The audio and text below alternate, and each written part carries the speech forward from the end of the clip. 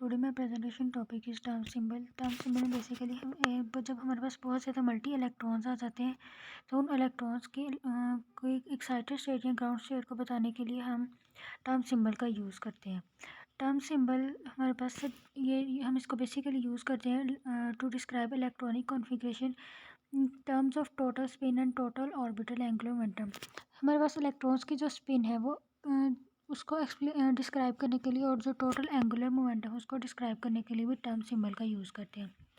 Term symbol को basically solve करने के लिए हमें बेसिक पॉइंट्स का पता चले, हमें हुंस रूल का पता होना चाहिए, एलिमेंट्स के एटॉमिक नंबर का पता होना चाहिए, क्वांटम के बेसिक आइडियाज़ के बारे में पता होना चाहिए और हमें इलेक्ट्रॉन की स्पिन के बारे में पता होना चाहिए। ये हमारे पास टर्म सिंबल जो है वो रुसेल सॉन्डर कपलिंग ने पे इम्प्लाई करता है। जो दो एटॉमिक स्टेट्स हैं डिफरेंट, उनके दरमियान जो ट्रांजिशन है वो इस टर्म सिंबल के ज़रिए रिप्रेजेंट की जाती है, जिनके ऊपर हम सर्टेन रूल्स को फॉलो करते हैं। इसका बेसिकली हमारे पास फार्मूला क्या होता है, एल के ऊपर मल्टीप्लिसिटी एंड देन जे। जो एम है वो मल्टीप्लिसिटी को रिप्रेजेंट करता है, एस हमारे पास टोटल स्पिन मूवमेंट को रिप्रेजेंट करता है और एल जो है वो हमारे पास टोटल एंगुलर मोमेंटम को मूवमेंट को रिप्रेजेंट करता है। जे का हमारे पास formula L plus L, total spin movement को हम टोटल एंगुलर मूवमेंट के साथ प्लस करेंगे। एम मल्टीप्लिसिटी को फाइंड करने का फार्मूला 2s+1, एस जो है वो हमारे पास टोटल स्पिन मूवमेंट। हमारे पास ग्राउंड स्टेट के अंदर अगर हमने टर्म मूवमेंट फाइंड करना हो तो हम क्या करेंगे, हमारे पास मल्टीप्लिसिटी हाई होनी चाहिए, एल की वैल्यू लो होनी चाहिए। जो हमारे पास शेल्स हैं हाफ फील्ड और लेस, अगर शेल्स हाफ फील्ड शेल्स होंगे तो हमारे पास जे की वैल्यू कम होगी, लेकिन अगर हाफ फील्ड शेल्स की तादाद हमारे पास ज़्यादा होगी तो जे की वैल्यू जो है वो हाईएस्ट होगी। हम एक को कंसिडर करने के लिए हम एक एग्जांपल लेते हैं। हमारे पास SM3 पॉजिटिव है, स्मेरियम। इसकी जो हमारे पास इलेक्ट्रॉनिक कॉन्फ़िगरेशन है वो एफ़ के अंदर 6 इलेक्ट्रॉन्स होते हैं, डी के अंदर कोई भी इलेक्ट्रॉन नहीं होता और एस के अंदर 2 इलेक्ट्रॉन्स होते हैं।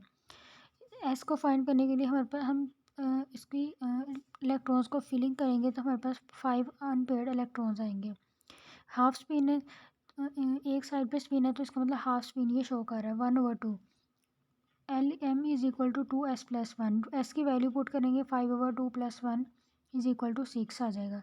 हमने पीछे ग्राउंड स्टेट में देखा था कि जो हमारे पास डिफरेंट स्पिन जो होती हैं वो डिफरेंट नंबर्स को रिप्रेजेंट करती हैं।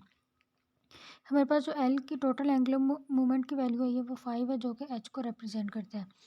जे को फाइंड करने के लिए हम इसी तरह 5/1 + 5/2, हमारे पास एल प्लस एस, एल की वैल्यू हमारे पास 5 आई और एस 5/2 प्लस इंटू, हम इन सबको जब सॉल्व करेंगे तो हमारे पास 15/2, 13/2, 11/2 और 5/2 हमारे पास ये सॉल्व करके वैल्यूज़ आ गई।